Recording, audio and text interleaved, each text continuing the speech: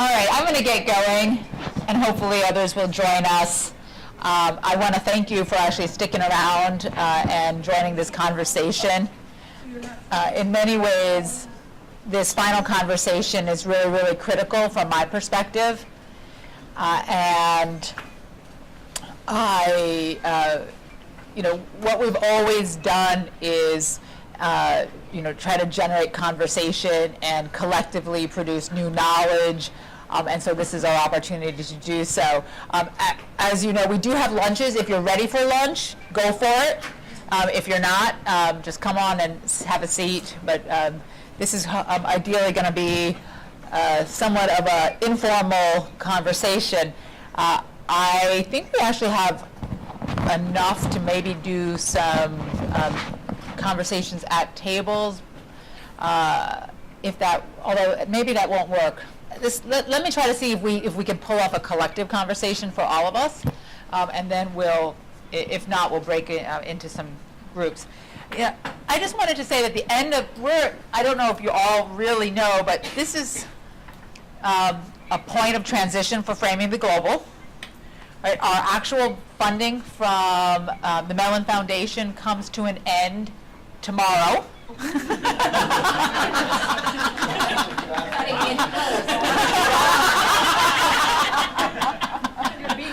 We are cutting it close, yes. But again, as you all know, this has been a real wonderful 7, 8 years for us. But it also provides, being the end of the funding part of it from Mellon, a really good opportunity for us to think about framing the global, to think about the broader field of global studies and how what we're doing is contributing to that. And of course, I'd like to get some guidance and think about the book series, which I think you've all become familiar with, many of you are contributing to, and how that might be able to continue this conversation or continue to advance the broader field of global studies. So this is really a chance for us to kind of look to the future, continue to talk, and so on. And one of the goals we've always had, am I like echoing? I hear this little like squeaky little thing coming from somewhere. You may want to use the other mic. Okay.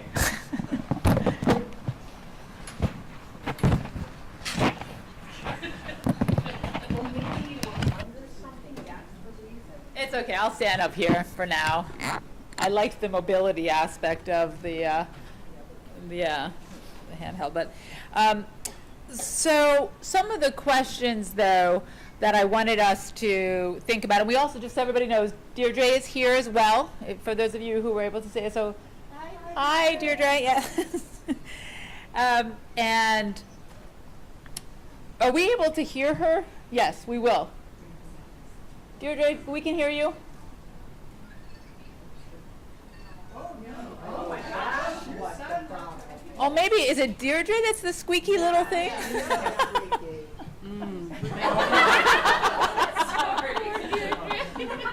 Sorry.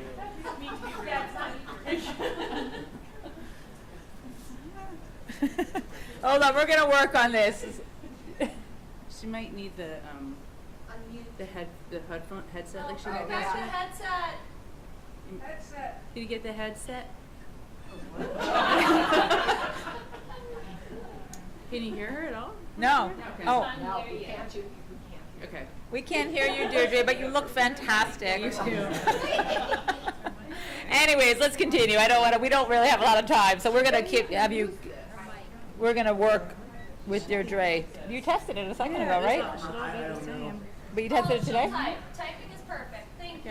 Okay, well, we'll keep going. So I think the questions that I wanted us to think about, though, is what does the field of global studies look like today? And, I would love to actually get some input from all of you. If someone to ask you, what does it look like? What does global scholarship look like today? Obviously, with that said, then we can, think a little bit about where are the gaps? How does it need to be advanced? What does it need? And so on. And with that broader conversation, perhaps then move on to how can Framing the Global kind of contribute to that. Contribute to the broader field, potentially fill some of the gaps that might be recognized and so on, and particularly the book series. And I want to say something. Oh, sorry. Wow. I think you need this. Okay, we'll turn it back down. I was seeing if that would help her get on. But okay. It's just Well, I'm glad it wasn't me. I was like literally thinking that I was like, weird mouse situation. yeah, I can move again. Okay, that's true. But how might, the book series, what kind of role does that play in this? And again, I mention this is because we are, the book series has very much been, for the past few years, focused on the goals of the grant, right? And now we have a chance to potentially shift what we want to do with the book series. And we've had some number of conversations with IU Press, with our colleagues, with some of our fellows, about what would that look like? What would be like the most advantageous? And I would like to say advantageous to us, but it's really about advantageous to the field of global studies. Like, how can the book series help us move something forward that we feel needs to be advanced in one way or another? So ultimately, I'd love to be able to, in the next 50 minutes, get some feedback on where the book series should actually go. But before we get there, I would love to just spend some time generally on the field of global studies. Interestingly, you all are in this room together because you somehow consider yourselves a global scholar. And you contribute in some way to this broader field of global studies, whether you're in a global studies, program or not. And most of you are not, but you yet still pursue some type of scholarship, teaching, learning, pedagogy service that defines you as particularly global. So perhaps just to open, I think we're small enough where we could just have a conversation amongst all of us. If someone asks you, what's global studies? I'm sorry, it's kind of hard to take myself seriously when I hear this. What does global studies look like? And I think I now need a mic that hopefully won't squeal when we... Turn it, it's not on yet. What's global studies today?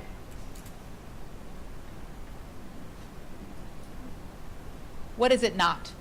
What is it not achieving? And part of me, I actually went this morning, I woke up, not just, I woke up early this morning. Manuela told me that somehow 4 years ago I told her that I woke up at 4 o'clock in the morning to dust. And I'm like, that must, I don't do that very often, so I don't know why I would have done that. But I did wake up early this morning, though, and I actually, for some reason, decided to read the introduction of the Framing the Global book, or the introductory chapter to the volume that many people in this room have contributed to it. Ideally, many of us have read, but I went and started thinking about it, and in that chapter, I was talking about sort of the trajectory of global studies, through the 80s into the 90s, and what we were trying to do and contribute to as Framing the Global, as what we were calling grounded global studies that really challenged some of the binaries and started from the empirical and was truly interdisciplinary, or although the scholars were not necessarily interdisciplinary, but the conversation certainly was in a very sort of mutually beneficial way. And that also very much was provided opportunities to balance, to go back to Dean Feinstein's contribution at the very beginning, area studies and global studies, that they were really worked seamlessly together. And we felt that was a need, and we've been pursuing that. With that said, what's global studies today? I'll start off with what it's not. I'll Okay, be no, that's fine. controversial. If it's easier, and can I just say one thing? That's exactly how I wrote that introductory chapter, and then the press, Becky, who we all miss, Becky Tolman, who passed away a year ago. I have to just mention her. I think everybody's been sort of thinking about Becky as well throughout this. But Becky particularly said, can you possibly not, can you possibly write about what global studies is by saying what it is not? And it was really hard to do, actually. But, so let's start with what it's So not. something I think it's important for me and is that it's not very inclusive. It's very white. It continues to be a white Western space. You just look around the room in terms of numbers. We continue to do colonial work. And we haven't, we tend to be very privileged, and we can't seem to break that mold. And it's not global studies, it's the academy more generally. But if any place could do it and should do it, it should be global studies. So. Thank you. Others?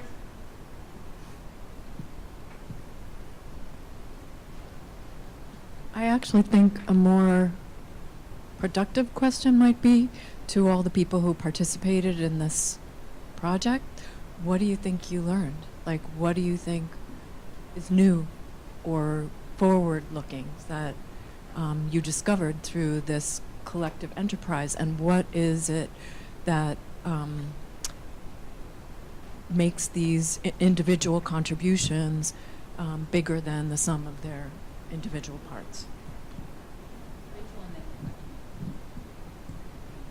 I think for me, it's been emphasized, like working so long in an interdisciplinary space, or no man's land, but transdisciplinary, like really trying to come up with a way of talking together and not, you keep your specialized knowledge, but also a way of having a joint conversation and vocabulary and those translations to start to really think about these issues in terms of the conditions they are in the world and not just within our respective academic lexicon or specialized knowledge.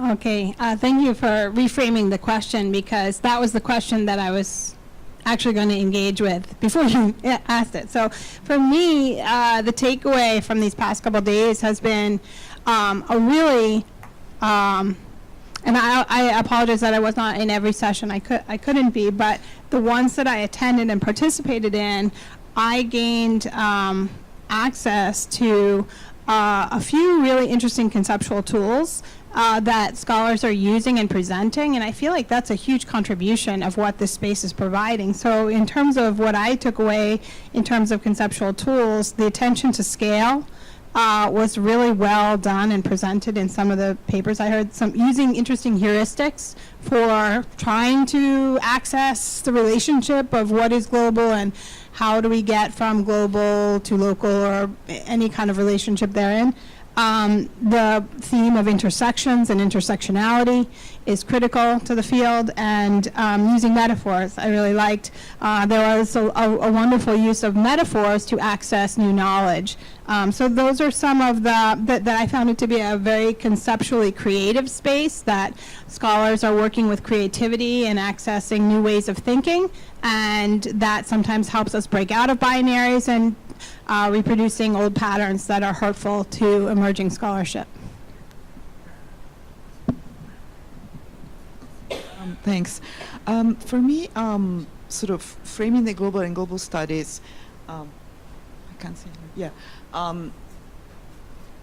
Well, I think that the most important contribution to whatever I had been doing until then is to really take me out of area studies. That not even anthropology, that I couldn't even do it via anthropology. And in this global ethnography of the spread of modern and contemporary art out of India in different world locations, I've been trying to do what Peggy actually mentioned the other day, like the fact that you're able to do bits of research and using different kinds of methods in different places to answer certain kinds of questions. So it's the different questions that, that I was trying to address, that I couldn't have done it from within, only within anthropology, and area studies. So that's what, basically has done it for me. So methodologically, it's been a sort of, earthquake somehow. Yeah, thanks. I do want to go back to Michael's point, though, about the fact that the scholarship is still being produced by those of us sort of situated in the global north. And I don't like using that term, but I don't know what other term to use. But this idea that the methodologies have been flexible and transdisciplinary, I think, is really important. But I think moving forward, thinking about how we can engage scholars and scholarships from other parts of the world is really important if we really truly claim and want to sort of stake this claim about what global studies is and what it can be. It can't just be the academy outside of the places we're studying. We have to find a way of engaging those scholars who are working in those spaces and bringing them into sort of the more mainstream academy, I think, if we want this to be truly a global endeavor. I was thinking, building along some of the lines that have already been raised, but one of the things I was thinking about is globalness itself as a very position political claim. And I think that's a really interesting way of possibly thinking through the imperial and also colonialist basis of some of the relations across sites. So just as a quick example, in my own work, I work on kind of political public health programs and thinking about who uses the term global health. And I work in Madagascar and in North America, and the North American participants in this aid program talk about doing global health all the time, and the Malagasy participants don't at all. It's very much a form of political and cultural capital for the North American participants. And so just thinking about sort of globalness itself as something that can be empirically investigated from specific vantage points, I think can be an interesting thread. Go this way, this way, this way. Andy, you go first. Thanks. I'd like to echo what the other participants have said about having to rethink the intellectual space you're in, making connections. As you all know who've worked with me, I couldn't bear these terms local and global. I really, really struggled. I felt I was between two poles and had to work, and that was very productive. But I want to go back to what Michael and Rosemary was saying about engaging scholars from parts of the global south. And I just wondered, Hilary, because you said this could be an opportunity. It's great that Mellon founded us. You have to produce books. So maybe there needs to be another format if we're going to engage colleagues in the global south, bearing in mind the problems they face with writing. I've had this with the British Academy project. It was great having the workshops doing that, but getting people to write an academic paper was almost impossible, I'm afraid, because of their commitment. So maybe we need to shift the way we think about how we might do this from writing books. And of course that's difficult in the academy, because how are you going to be valued if you're not doing that, if you start saying you're setting on online systems or whatever? But maybe we could think about that. Okay, and I'm going to let Deborah say something, and then Deirdre has a comment too. So we'll go. Okay, so I'm going to make two comments. One, the idea of what global studies is not. It is not case studies of everywhere, right, of every single place, but looking at wholes or places to discern, or at least for Leslie and me in this case, to discern certain kinds of patterns. So that's the first comment I want to make to that general question. To the discussion about sites of knowledge and knowledge production, that I do not disagree with anything anybody has said. However, the caveat to that is that when you think about why scholars in other places are not interested, but are not engaged in what we would consider a global studies project, it's about the production of knowledge about their places, well, first, and that is usually privileged information and knowledge. And second of all, the idea of bringing some other places into an established, into something that is already established. By that I mean, and I reject that notion. By that I mean that when new players come to the table, the rules get thrown up, and, well, at least I don't know that I always do this, okay, so, but in a perfect world, I think the rules should be thrown out the door, and you, amongst the new players at the table, you write new rules, right? But what perennially happens is the rules stay the same and new players are brought in. And so until we really take seriously, which is to your question, or your comment, Michael, until we take seriously about, okay, we don't bring new people in, we bring people to the table to throw out the rules and reconstruct them so that the positions and perspectives of people who haven't participated in ways that we define participation now have center spaces to be able to, or equal spaces, or privileged spaces maybe, to be able to think through what they add to some sort of collective. And I think until we really do that, which is hard, then it will bring more people in, but we won't live up to the potential of global studies. I wanted to read what Deirdre had to contribute, and she was saying this sounds familiar. The global research here in the UK often ends up being a reinscription of colonial relations. We have global research with partners in LDCs, lesser developed countries, and who collect data, and we in the UK analyze it. And then it says the British Academy offered funding to run global workshops to help LDC scholars publish in top journals, but in the Philippines, their whole idea of impact and top journals are quite different, much more about national and regional politics, issues, and influence. Global studies needs to disrupt established global hierarchies, or at least the ones it shores up by performatively respecting them. Some of the better work on this in the UK is happening via the impact agenda, but the government research managers are really hung up on quantitative measures of impact. I see. Yes.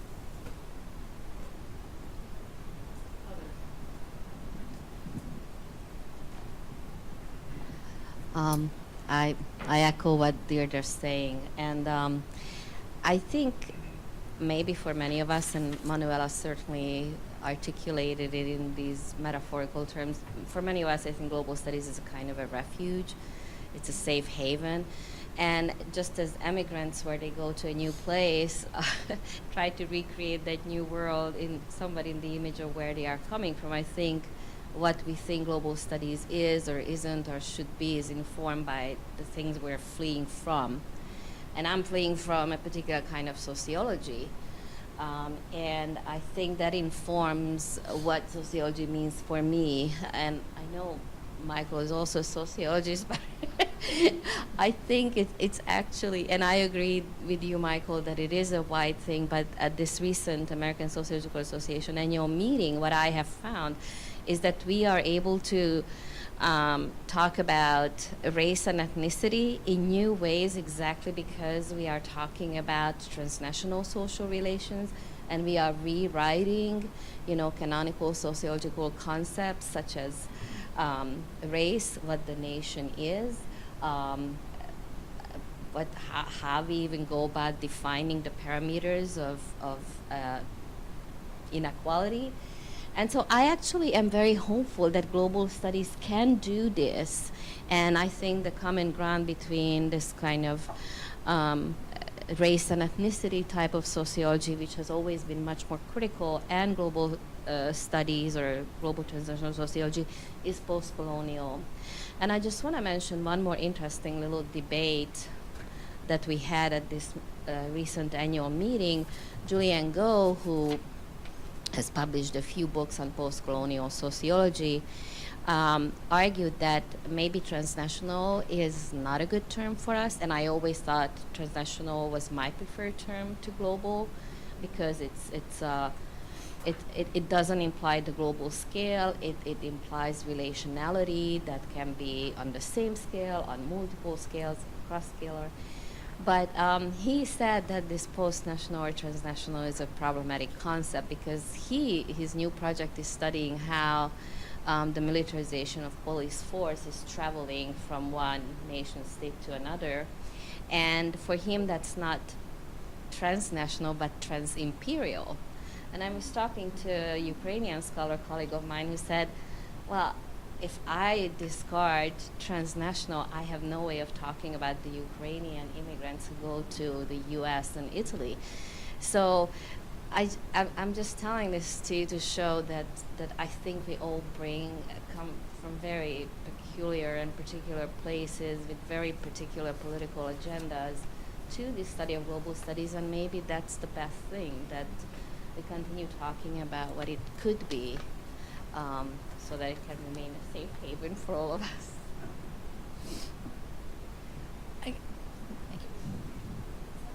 More comment to Zsuzsa.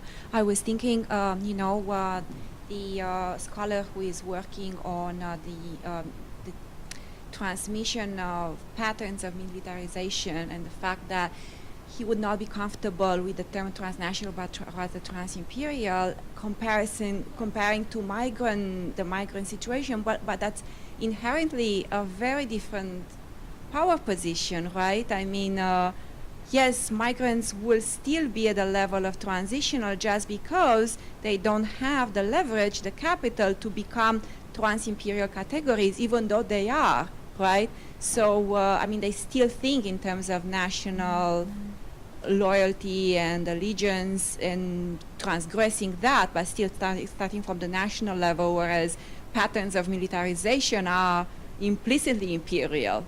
So I think also the political capital of the very terms and the very categories of research are, they have their own hierarchies. So I just wanted to mention one thing we've heard a couple times now, this being a safe haven. And that's a really, speaking of metaphors, I love metaphors too. I usually do a lot of visual metaphors in everything I write and present up. But that also concerns me, trying to direct and encourage and move forward like a form of, global studies that is a safe haven, that, I think it's very limiting and will keep us from, really trying to transforming the broader field.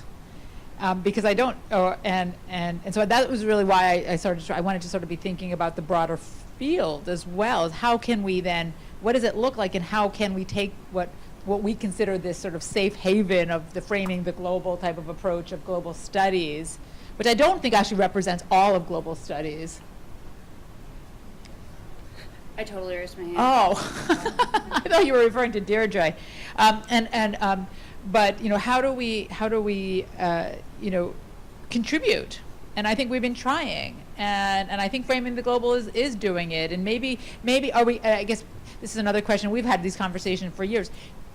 We've talked about, can we say that there's an emerging discipline or emerging field of global studies? Is it now a field? Is there something there? And we had these conversations back when we were creating Framing the Global volume. Do you remember? You were like, call it a discipline, Hillary. Call it. And the Bloomington School, right? Exactly. Never caught on, except.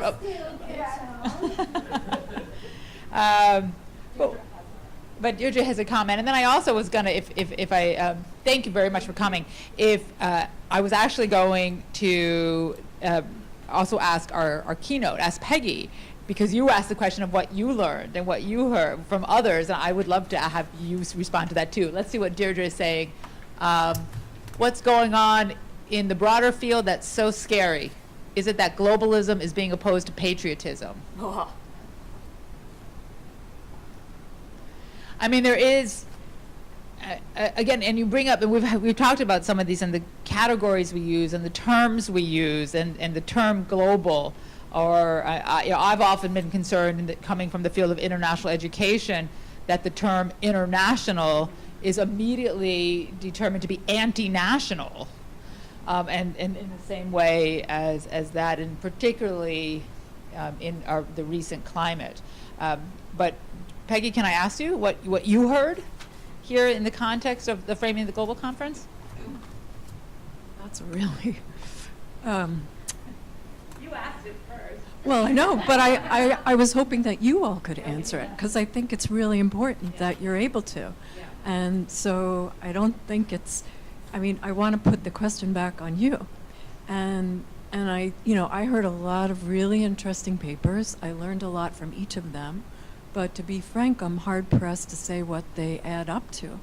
And so maybe something to do is to revisit this Framing the Global volume that you did at the beginning and say, now that we have all these individual volumes that a lot of the talks were based on, what does this tell us? Or, what does this field look like now? I mean, it's not my personal project to frame global studies. I have a broader intellectual agenda, although certainly this is related and part of it.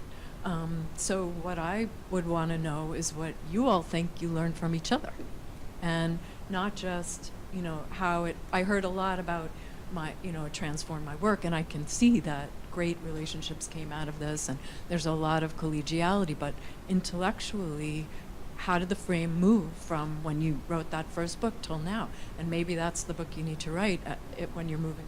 Interesting. So perhaps we could, if you don't mind, to particularly focus on some of the framing fellows in this context, because they have been involved in this project for 7 years. And again, we hear, and I'm always incredibly warmed and honored to hear how this has transformed your scholarship, but to be able to articulate that might be very useful. I think a lot of things that you said in your talk are actually what global studies needs to do. So I don't see like your project as separate from what we're trying to do. And we haven't, I think we're starting this because where we started, it came from all our different disciplines or our interdisciplinary spaces, came together, different ways.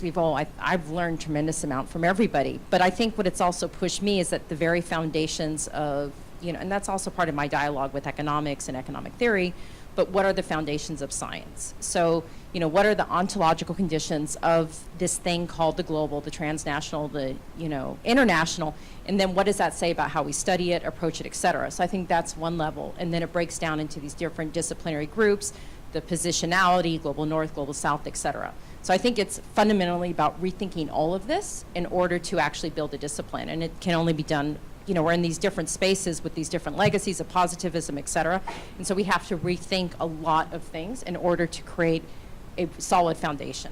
So can I just ask you that? What's the reconstruction? So we agree on the Right. So what would you say your collective reconstructive contributions? So I would say one thing we have tried with, even though I was one of the people who fought against it at first, Becky's notion of our points of entry. So I think our points of entry are in many ways the start of a transnational vocabulary or a transdisciplinary vocabulary, a set of categories from which to approach. So I think that's one fundamental thing. From my journey has gone from, it has pushed me into the space of, rethinking, what is science. So really thinking the foundations of what is science, what are the claims that we make, and how does that impact the way that we study and the organization of the academy, both in the natural and also the social sciences and the humanities, and how those are related to each other. So I think for me, that is where it's pushed me in my engagement with everybody's work and what I've learned. So that's one thing. So would anybody else say this, could the volume be, here's how I started, if that's the collective added value, then if that's the collective added value, like if everyone of the fellows would agree with that, and I have no idea whether you would, could you catalog that and say, here's our journey, and here's how my thinking and scholarship and intellectual toolkit changed, and here's what interdisciplinary work actually can lead to, you know, and sort of say before, after. But I don't know whether enough people share your opinion.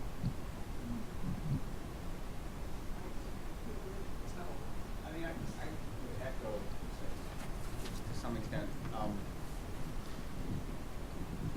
what you said. To some extent, it's when we push up against these boundaries, we recognize that they don't actually hold up very well. And what I've liked about Framing the Global has been that it has forced us to think about the questions we ask. And those are those entry points. And as we ask those questions, for me as a sociologist, I like that because it's the empiricism that drives the questions. So questions about, for me, equity and justice and race are really important global studies types of questions that might not be seen that way had it not been for thinking about these in terms of entry points.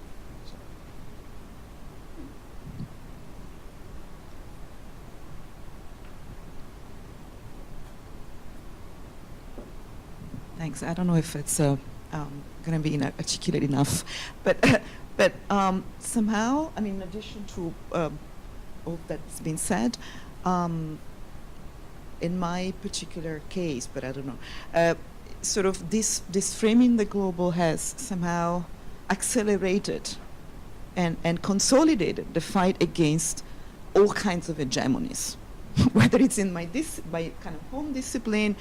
But also, for example, in my talk yesterday, you know, I was fighting against some other kinds of, you know, normative ways of doing things, some other hegemonies which are not necessarily located within the Euro-American kind of, you know, sort of space and territories, but they're now located, or always being located, everywhere.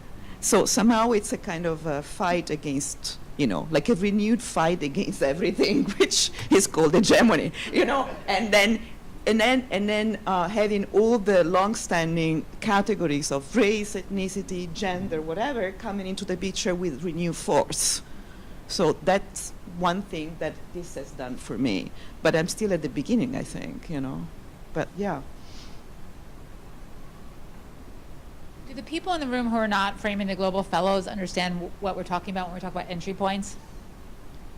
Have you, this is, the volume that we are referring to is called it's the Framing the Global volume. It was the first volume of our series. It came out in 2014 after about 2-3 years of conversations, you know, about global research.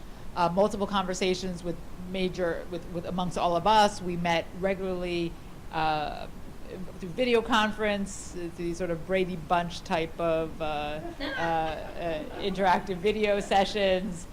We came together, I think, twice in the meantime. We met with leaders in we brought Saskia Sassen to campus while we were all here, and she actually allowed us to really pick her brain, and other leaders. Michael Curtin we brought, Rosemary, Jillian Hart. We had Matthew Connolly. And and Carolyn Nordstrom, of course. And then so the book. But we started the actual title of the edited volume is called Framing the Global: Entry Points for Research. And the reason we ended up using entry points, and it's interesting that our conversation here is getting back to entry points, is that it was a conversation with Becky Tolan and all of us. I remember we were sitting in the 201 North Indiana here, and we were just we were really frustrated. Pardon? Yeah. As any. Do you want to explain what it? Does somebody want to? And then we have a question from Meg. Okay, so for those of you who are not part of the fellows group, essentially what happened was we were all sitting around a table talking about our projects, and then afterwards, Peggy assigned us, I think your project is really about blah, blah, and in the blah, blah, blah. And in the case of Leslie and me, it was about scale, which once I got it, I'm going, we don't do anything with scale, blah, blah, blah, blah. I was like, rejected the labels that were imposed. oh my God, it was just awful. And then, but we still had to write the thing, right? we still had to write our entry, and But it was through really engaging with this notion of scale that we figured out, I mean, we would have never come to where we are now without the work that went into producing the chapter in that book, and to really take seriously what is meant by scale and the way they interacted. And yeah, I mean, it was just so helpful to push us. As I mentioned actually in some of my introductory remarks on Thursday, this was after an attempt to actually create like a glossary and to create some framework. I mean, that was a complete disaster. We tried really hard. We created a wiki page with different entries, remember? Yeah, that didn't go that far. But we ultimately recognized that, again, there wasn't going to be a formulaic approach for all of us, and that we needed to sort of ratchet down the abstraction, which I think is a term that Zsuzsa has used before, but just to bring, to really rely on the empirical, and then so these entry points became our entry, not just to the global, but like these are sort of these empirical avenues through which then we could construct our sort of new methodological analytical frameworks that were particular to our particular areas of inquiry. Prof. Khan on the screen. And Deirdre's, and then there was got lots of, actually, can I start back here because I know Meg's been having her hand up. And Deirdre is saying, I started to use my new entry points to borrow and to mix and match and work on a completely different type of topic and transdisciplinary approach. Egads, the glossary. Okay, so just an observation.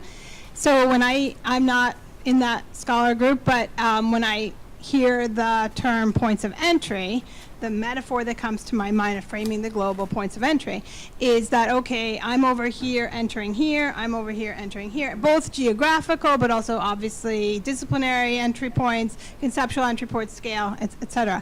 But it does imply a disparate field that people are coming and entering kind of separately, and then trying to build something collective by their separate entry points. So I'm actually captivated by Jaslana's notion of friction that you brought up yesterday. So maybe the next step is, now that we've all entered something, individually or something, now it's kind of like, well, what happened when we entered? There was contestation, there was friction, there was energy, there was new production, there was, whatever happened is maybe the next phase.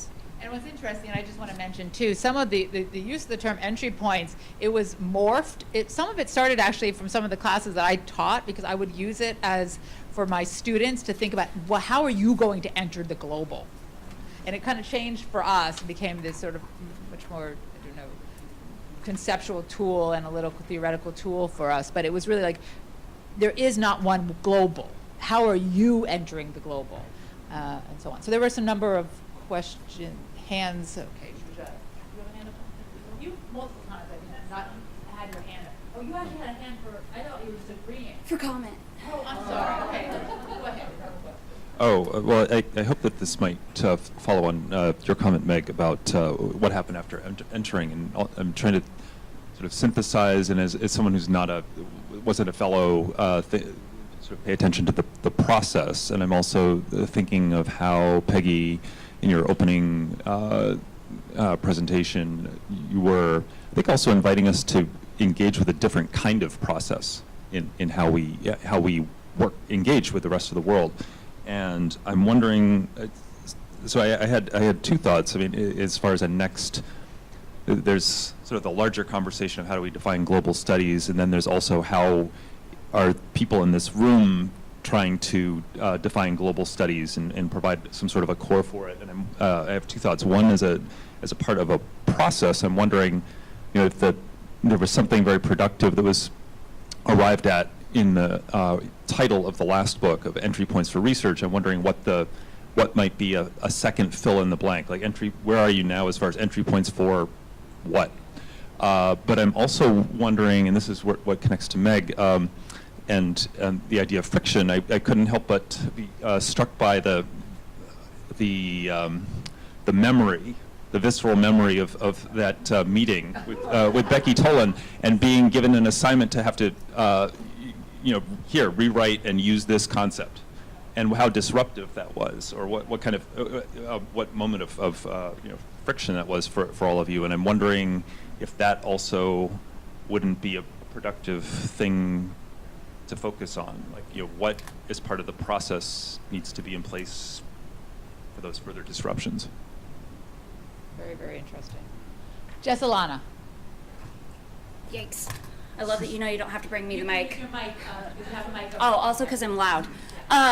So in conversation with what Meg was saying about the metaphor of a point of entry being like first here and then you're here, I wonder to what degree those entry points are being closed off for certain people, and how people are being silenced and not being invited to that proverbial table that we were speaking of. But in addition to that, like, how does language play into that? How does the academy play into that? And more specifically, how do publications like Framing the Global play into that? To what degree can we start inviting other languages and other perspectives who have been previously silenced because of the privileged status that American English or the academy play in that context? Yeah. Well, I think there in kind of two conversations going on here as someone who isn't kind of one of the fellows, but kind of having my point of entry into global studies thrust upon me, and kind of having to cross from, political science into the humanities and into global studies. And so kind of as a matter of happenstances. And so, at first my reaction was, oh, okay, it's the Connecticut Yankee in King Arthur's Court. I'm the engineer. And then I realized, no, this is Reflections on Exile. And now I think I'm glad I have a different points of entry, of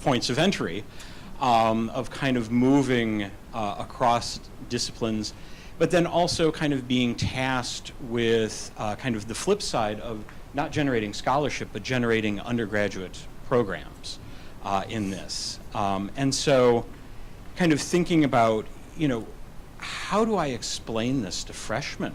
How do I explain this to seniors? And how do I get them from being freshmen to seniors and then graduating with something that we can point to?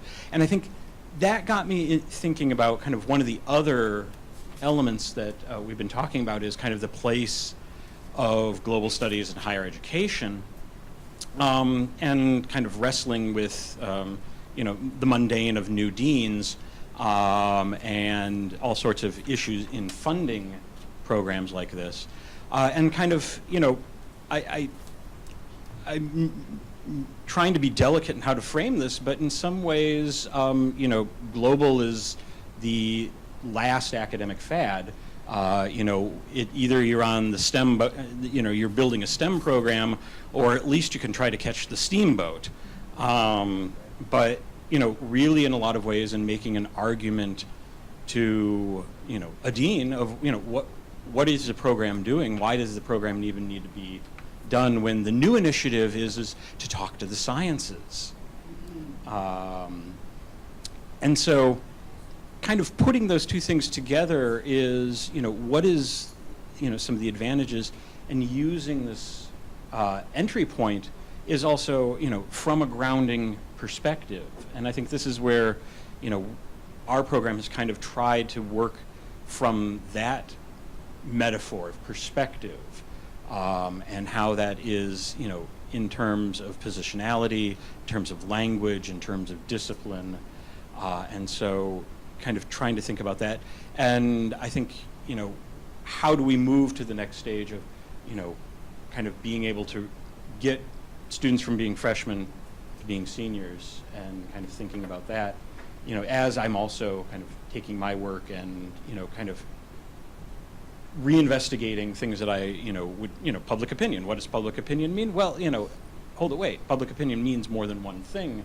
And so kind of taking these both methodological and ontological questions, and then I think one of the comments we had in the discussion last night of how certain disciplines turn ontological problems into methodological problems, and how for other disciplines those methodological problems are actually the ontological. So, you know, perhaps these are pathways from the entry points. I just wanted to mention, following up on you and going back to Patrick, is that Deirdre had a comment. I think our next volume is about methodologies, methods, and metaphors. Woo! No, that was not a woman. I'm delighted about this last point. I think there's been an incredible discourse that has gone on in this conference. But at times I've been worried because I see it as somewhat enclosed from a parallel universe out there. And I'm very concerned about that universe. I'm delighted to be in the global building. I'm delighted to be involved. But I had lunch with a group of students the other day, and one of the students said to me, I had to fight to do global studies. My parents were strongly opposed to it. And he said, I did it despite the opposition. So I'm now troubled. We can continue our discourse, which is really important from the viewpoint of the theoretical discussions that you're engaged in. But there's another world out there. And I've been concerned at what has happened with political science, for example, which has become totally irrelevant in terms of prediction and in terms of other kinds of local and regional and international issues. So, Hilary, my point is, I think you've got another mission. And we have one more comment that Juja wants to contribute to that. It sounds as I want to talk to you about some of the directions that we've been pondering for the series, and it sounds actually right currently we're sort of heading in there. Yes, I want to respond to the last two comments, but then also going back to Peggy's really wonderful question. So just to respond to your last comments about undergraduate education, I'm also the director of a global studies major that actually has more majors than many disciplinary departments in LAS at my university. And I think we cannot treat global studies with different expectations than you would treat any other discipline. Any other discipline had, decades, if not, centuries of scholarship accumulated before it became a major. And I don't like this idea that just because we are at this level of conversation, we cannot teach. In fact, I don't think we can do a good job teaching down here if we are not already up here. I think one of the things that we have done in framing the global, and this now in response to Peggy's question, is to get away from, if you look at globalization textbooks, there are no global studies textbooks. There are globalization or transnational readers. If you look at the content, the table of contents, they do human rights, wars, poverty, environment, and that's exactly what we resisted. For us, all of these things are connected. There's no sense, and this we can already do at the undergraduate level, there's no reason why I should not teach about human rights when I'm teaching about sustainability or deforestation or climate change. These things have to be treated together, and that's why we came up with this set of entry points: effect, displacement, forms, frames, genealogies, land location, materiality, rules, etc., because for us these were the concepts, the entry points from which we can talk about how these normally separated areas of inquiry are related. And we were also following Saskia Sassen, whose wonderful book, Territory, Authority, and Rights, did not talk about politics, economy, and society, which was one of our big fights. Remember, Tim Bartley wanted us to have economy, society, and politics, and we resisted that. And we took the Saskia Sassen route and said, no, we're going to slice reality differently. Sorry, I feel so impassioned about this. I just want to add something from in terms of like what global studies can contribute to whether it's like STEM and sort of that debate within the university and even from the corporate learning environment where people are talking about, well, you don't need universities now because, you know, you get your technical education and then the corporations can then have their internal learning development departments, their online learning that then can take care of it. But from my experience, what's actually missing, especially with the economic transformations that might be going on in terms of what will happen to white-collar workforces with digitization, you know, AI, you know, just that entire, like, what is actually coming down the pipeline if corporations do what they do in terms of this technological innovation, is the very skills that global cities, got Saskia on the head, that global studies relies upon are the very skills that are missing. The critical thinking, the frameworks, you know, it's not just the form of it. And I think that is really a point that can be hit, that you're, you know, you're not, as I said this earlier last night, you're not teaching people just what to think, how to think about things. And I think that there is a point of leverage. You know, I was talking with this partner, and he's like, oh, I was telling my daughter she needs to go do computer science. And I said, well, you should have them do, you know, sociology or literature, you know, that will teach them how to think critically about texts, identifying assumptions, et cetera. So I think there is a point of power that, you know, of reclaiming a ground that has been ceded. Yeah. So we are at the noon hour, and I know some people have commitments, and it's a beautiful day, so I don't want to keep you, but I just want to mention that some of the conversations that we've been having, Deborah and I and Stephanie with Jenica at IU Press about the potential new directions of the series are actually about how do we take this very rich, discursive, analytical, like